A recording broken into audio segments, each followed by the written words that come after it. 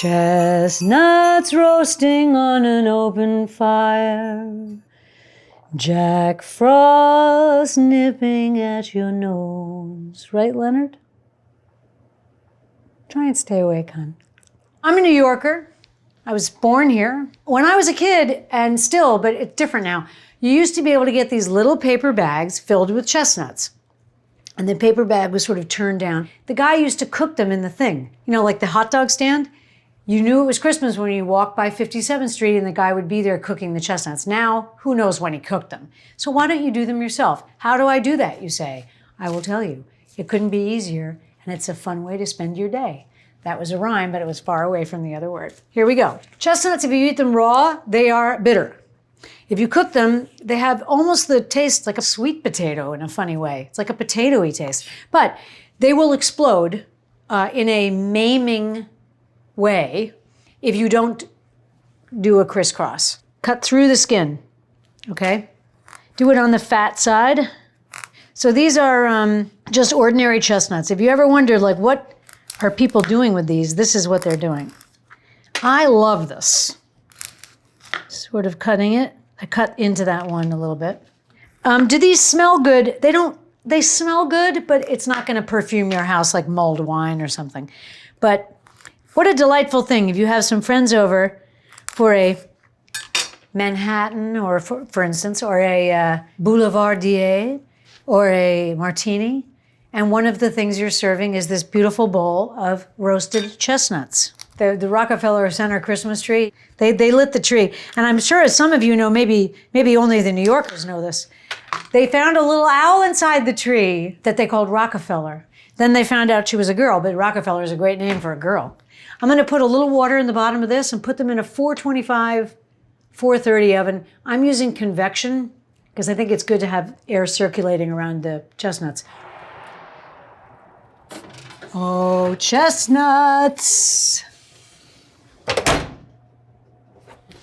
With a little luck, we'll have a memory in a bowl. Chestnuts. Chestnuts, hot chestnuts, yum. Now you see how it opened? Look how easy, this is really hot, but you're supposed to eat them really hot. Look how easily this peels. Oh, chestnuts roasting on an open fire. Jack Frost nipping at your nose. Look at that, it's so hot.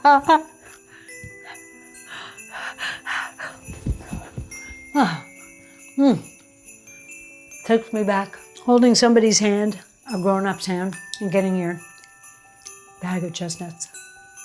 It's New York. It's Christmas. Happy holidays.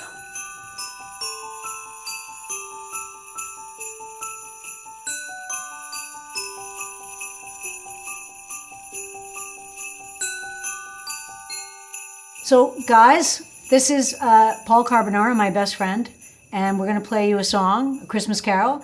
We sort of met playing music, and then Paul went on to be a rock star. He was in Blondie for 13 years, right? Mm-hmm.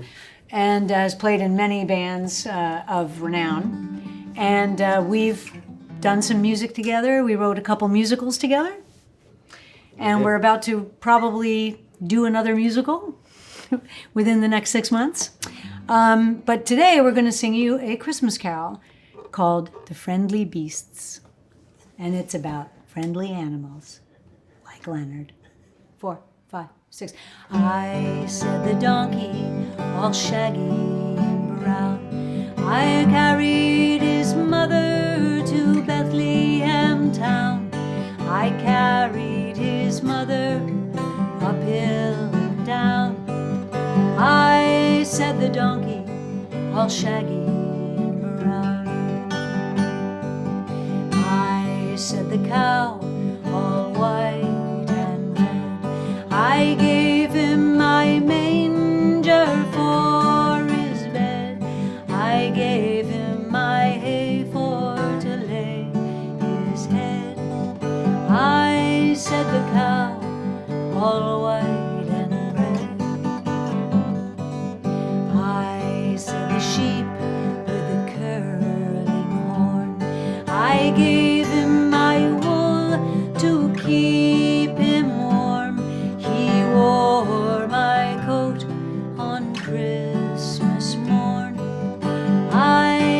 the sheep with a curling horn.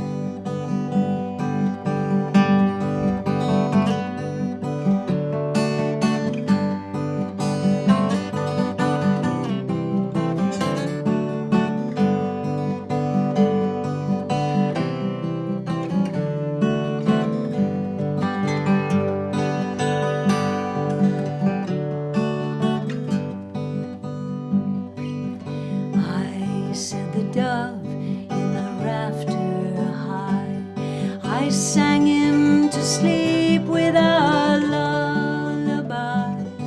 We sang him to sleep, my mate and I.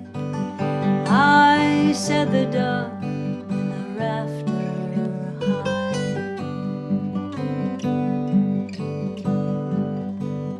And so it came by some good spell, the friendly beasts all came to tell of the gifts they gave Emmanuel, of the gifts they gave Emmanuel.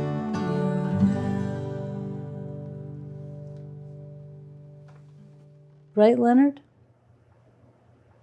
Try and stay awake, hon.